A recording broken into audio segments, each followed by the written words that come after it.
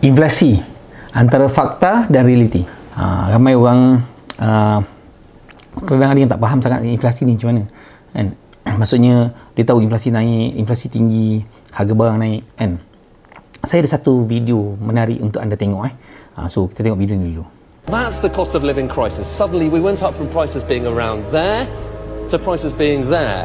And you don't really see that in this data, okay? Because inflation is really just measuring the difference between that and that. And if you look at those two lines, you're talking about a 2.3% change. That's the number we're talking about today. But for a lot of people, it's not about that. It's about the difference between this and that. And when you look at the difference between this and that, that's 20%. And I think that's the dichotomy here between these inflation numbers where it looks normal and this, which is really not normal at all. So, kalau anda tengok video tadi ni, kan, anda faham tak sebenarnya yang data-data yang cakap berapa inflasi yang berlaku kan kat Malaysia ni berapa, kat dunia berapa kan, mungkin dalam 3%, 2%, 3%. So jangan tertipu dengan data tu kan. Data tu betul, tapi inflasi ni biasanya kalau katakanlah data-data macam tu dia ambil daripada year by year. Katakanlah macam 2025 compare 2024, 2024 compare 2023, maknanya setahun sebelum tu di compare. Betul lah kan, memanglah perbezaan tak banyak. Cuba kalau kita unjurkan data tu kepada mungkin 5 tahun 6 tahun. Cuba tengok sebelum PKP kan, sebelum COVID tahun 2021 harga berapa, dan sekarang selepas sebab COVID 2025 harga berapa. Dan saya rasa semua setuju harga makin lama makin naik, satu, dan bila dah naik dia tak turun dah. Okay. Jadi poin dia adalah kita akan terbelenggu dengan kita panggil tekanan harga barang-barang dan perkhidmatan lah.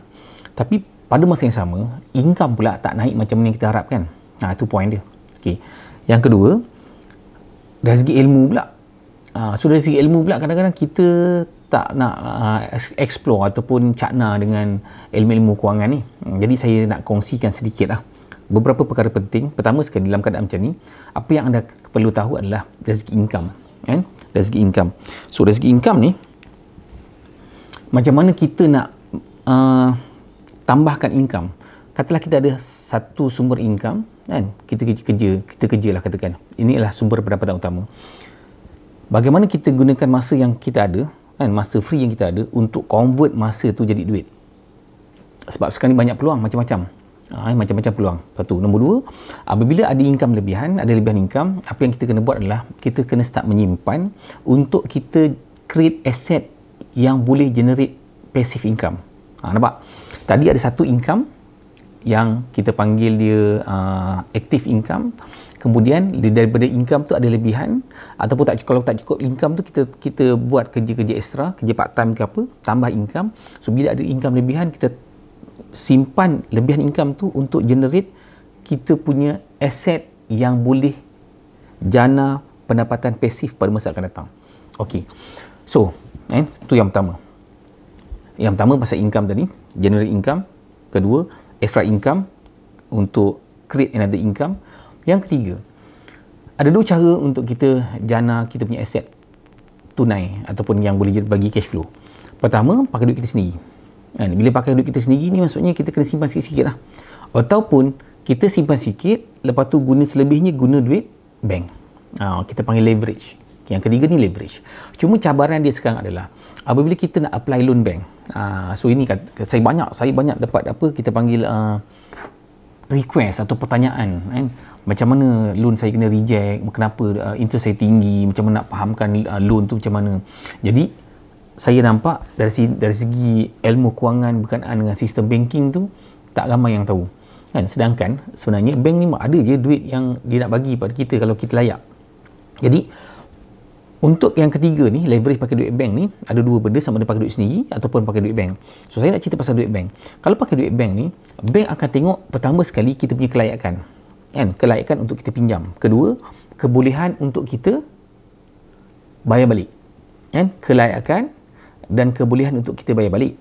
Ketiga, dia tengok kita punya konsistensi dalam pembayaran tu kan. Ada orang kadang-kadang dia boleh pinjam, dia layak, lepas tapi dia tak boleh nak bayar balik kan, because of dia mungkin layak dari segi atas kertas income, tapi kebolehan nak bayar balik itu mungkin kurang sebab dia punya cash flow dia tak bagus. ketiga adalah konsistensi dia bayar. Konsistensi dia bayar. Sebab tu kalau kita nak apply loan ke apa, normally bank akan check record CRIS, record CITOS. Sebab apa? Dah tengok kita punya behavior, konsistensi behavior. Jadi ada 3K lah, 3K. Pertama sekali, kelayakan untuk tahu berapa amount yang you boleh pinjam. Kedua, keboleh bayar balik, kan, kebolehan untuk you bayar balik, repayment. Ketiga, konsistensi dalam you membuat bayaran. Sebab bank tak nak orang yang jenis jap bayar je tak bayar, jap bayar je tak bayar. Bank tak nak macam tu. Bank nak orang yang boleh bayar konsisten. Okey. So, tapi kebanyakan orang kadang bila apply loan dah susah lah cik, loan reject. Dia bukan masalah loan reject sebenarnya. Sebenarnya bila cerita macam ni, dia berkaitan dengan kita punya kebolehan untuk apply loan tu because of kita punya record tak cantik. Record tak cantik bukan sebab kita punya gaji tak ada, income tak ada, bukan. Pertama, mungkin kita tak ada track record. Kedua, dari segi documentation. Okey, so kebetulan saya ada buat seminar berkenaan dengan strategi untuk mudah lulus loan ni. Fokus kepada develop financial profiling. Kan? Financial profiling. Jadi, walaupun katakanlah anda nak buat loan tu mungkin bukan sekarang, mungkin lama lagi, mungkin 5 bulan, 6 bulan. Maksudnya, bukan sekarang punya target nak buat loan tu, kan? Ataupun kita bukan sekarang nak buat investment tu. Jadi you kena belajar buat tu sekarang, sebab kita kena build up track record. Dan kedua, kita perlu sediakan dokumen yang lengkap, dokumen yang mudah untuk bank tengok kita punya keadaan kewangan, dan dengan format yang betul, dengan pengisian yang betul. Jadi bila bank tengok kita punya financial profiling tu, memudahkan dia untuk dibagi loan kat kita dan dipercayai untuk kita dapatkan loan tu lah. Okey. So, kenapa financial profiling ni penting? Dia umpama macam ni lah. Katakanlah kita nak apply projek, kan? Kita kata kerja. Kebanyakan orang apply loan ni, dia isi borang, lepas tu dia bagi statement semua everything. Tapi saya punya cara lain sikit. Kan? Apa yang saya belajar dan saya praktis selama ni, saya dah buat benda ni saya rasa lebih dekat 20 tahun awal. Dan saya ada beberapa property yang memang saya pakai teknik tu. Alhamdulillah setakat ni memang bank mudah untuk bagi loan, dan saya dapat feedback daripada banker.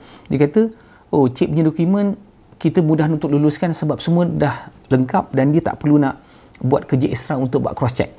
Kan? Sebab kita bagi detail. Dia punya statement, dia punya supporting document.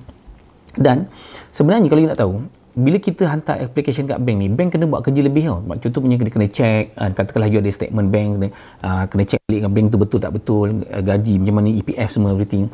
Tapi kalau kita bantu dia untuk lengkapkan semua dokumen tu, jadi banker pegawai yang memproses tu ada information yang lengkap, jadi dia cepatlah bagi loan tu. Jadi dalam seminar ni saya ajar untuk develop that document. Kita panggil financial profiling document.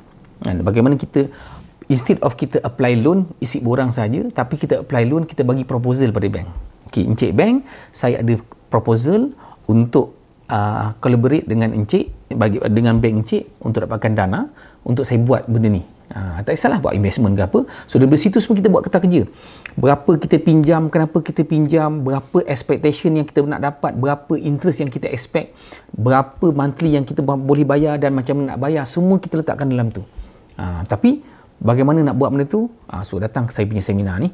So seminar ni saya akan buat dalam masa setengah hari, kan? Tapi compact, ini bukan seminar untuk upsell ke apa. Memang compact, memang fokus pada workshop untuk buat financial profiling, kan? So nanti saya akan belajar macam mana nak baca CITOS, nak baca CRIS, macam mana nak nak buat kira-kira DSR, debt service ratio. Semua tu saya akan cover dalam saya punya seminar Financial Intelligence yang saya akan buat. Dan jangan lupa subscribe terus ataupun register cepat, sebab saya buka tak ramai. Saya buka tak ramai. Saya biasa buat bawah daripada 50 orang. Dan normally kalau dapat 30-40 tu pun saya akan tutup dah. Sebab dia betul workshop. Bila workshop ni saya kena go through seorang-seorang. Saya akan pastikan siapa-siapa yang join kelas tu keluar mesti dah boleh buat financial profiling dalam masa 3 atau hingga 6 bulan. Kalau katalah apply loan, dia dah boleh dapat loan dah. Okey, so itu saja. Jangan lupa detail link untuk register saya letak dekat description ataupun dekat ruangan komen. Jangan lupa, benda ni saya tak buat selalu, tapi saya akan buat bila ramai orang request, especially yang nak settlekan hutang cepat, nak beli rumah, nak beli nak upgrade business, nak beli komitmen. Ada yang nak buat homestay, sekarang ni famous buat homestay, boleh buat homestay macam mana kan. Tapi cash flow bagus tapi initial capital tak ada kan, so perlukan duit bank. So macam mana kita nak positionkan diri kita ni supaya bank suka untuk bagi loan dengan mudah. Okey, itu saja. Assalamualaikum warahmatullahi wabarakatuh. Jangan lupa follow saya untuk tip-tips kewangan pada masa akan datang. Assalamualaikum warahmatullahi wabarakatuh.